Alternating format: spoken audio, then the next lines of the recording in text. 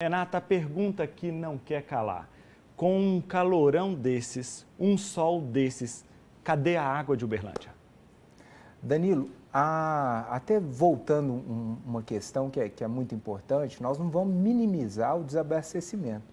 Nós não vamos minimizar que teve pessoas que passaram uma fase muito difícil durante isso. Nós conseguimos prover água até pelo dobro da população. Até um dado que eu te passo, hoje a capacidade das nossas estações de tratamento de água é aproximadamente 5.200 metros cúbicos por segundo. A gente consome entre 3.300, 3.500 por segundo na rede.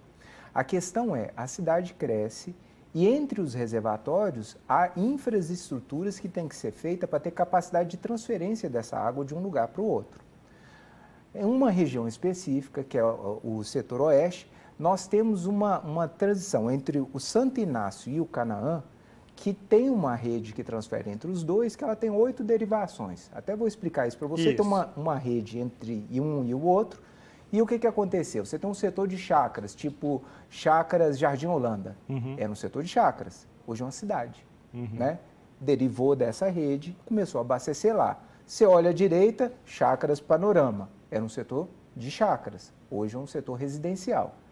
Então, dentro dessa transição, perde-se muito a capacidade de recuperar a caixa d'água, né? A reservação daquela região. Para isso, a gente já identificou isso há algum tempo, fizemos o projeto e contratamos uma adutora que custou mais ou menos 11 milhões de reais, que é a adutora Santo Inácio para o Canaã. Qual a função dela? Ajudar o Canaã a se recuperar quando o abastecimento estiver alto demais. Essa adutora a gente chama de adutora virgem. Ela nunca vai ter derivação, não vai atender mais nenhum outro bairro. Por quê? É para atender o Canaã e o Canaã atender o Jardim Europa, que é a que atende Pequis, Morada Nova, Monte Hebron, os outros lugares. Então, quando até 250 litros por habitante, estávamos todos ok. E isso já é mais que o dobro que é recomendado pela ONU.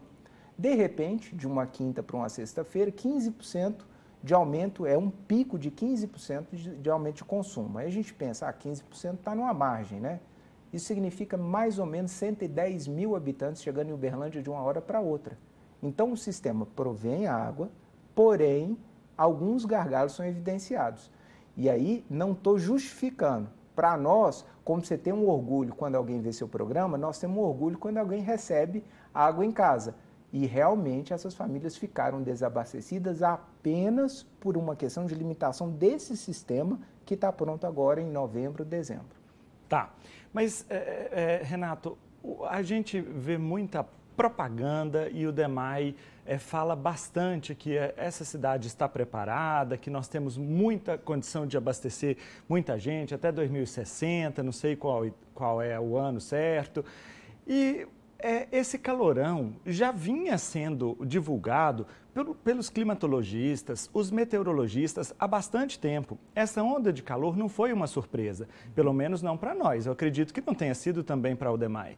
Não se esperava que poderia faltar água em Uberlândia, não se esperava que o consumo poderia aumentar da noite para o dia, quando as previsões já estavam apontando um pico de onda de calor. Isso não foi previsto? Tanto era esperado que nós contratamos uma rede de 11 milhões de reais entre um reservatório e outro. Esse planejamento, hoje, para você fazer um planejamento hidráulico para a região, um planejamento que demora 6 meses, 7 meses para se fazer projetos, são 3,5 km de rede, isso já estava previsto. Só que foi uma onda de calor muito maior do que o normal. E nem sempre isso se reflete. Geralmente, uma onda de calor, que é histórico, aumenta 5% no abastecimento. Então, vamos pensar, no máximo seria 10%. Então, a rede não conseguiu comportar aquele. Quando ela não comporta, o sistema hidráulico ele não retorna como um abastecimento normal. Ele tem que a caixa encher de água e você fazer uma manobra para chegar na região alta que não foi abastecida. E aí foram as manobras que nós fomos fazendo durante 3 dias. Restringindo as partes baixas para privilegiar a região onde estava Morada Nova e o Pequis para que o abastecimento consiga se restabelecer, o que foi completado na quarta-feira.